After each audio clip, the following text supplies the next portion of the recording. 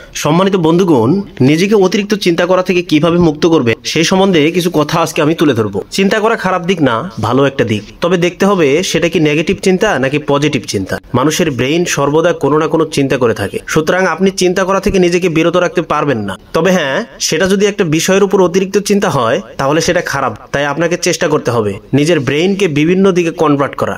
সবচেয়ে বড় ব্যাপার হচ্ছে আপনি নিজেকে এখন থেকে আরো ওভার থিঙ্কার চিন্তা না করে নিজেকে নর্মাল মানুষ ভাবেন, সাধারণ মানুষ ভাবেন। তাহলে যেটা হবে সেটা হচ্ছে আপনার ব্রেইন এটা বুঝে নেবে যে আপনি অতিরিক্ত চিন্তা করেন না। ফলে যখনই আপনি অতিরিক্ত চিন্তা করতে যাবেন আপনার ব্রেইন আপনাকে বাধা দেবে। It's psychology. এছাড়া আরো কিছু কাজ করতে পারেন দুশ্চিন্তা থেকে বের হতে। সকালে দ্রুত ঘুম থেকে উঠে যান, একটু হাঁটতে বেরোন, সকালের সিক্ত বাতাসে দীর্ঘ শ্বাস নিন। এটা অনেক বেশি কার্যকরী। নিজের ব্রেইনকে বিভিন্ন দিকে কনভার্ট করার জন্য বই পড়াই বেস্ট। একই সাথে কয়েকটা বই পড়ুন। পরিশেষে আরেকটা কথা থাকবে, আপনি অতিরিক্ত চিন্তা থেকে কিভাবে বের হবেন সে বিষয়ে ইউটিউব এবং গুগলে সার্চ করে অভিজ্ঞদের পরামর্শ নিন। দেখবেন চিন্তা যখন পরিবর্তন হয়ে যাবে আপনি নিজেই পরিবর্তন হয়ে যাবেন। ধন্যবাদ সবাইকে। ভালো লাগলে অবশ্যই চ্যানেলটি সাবস্ক্রাইব করবেন।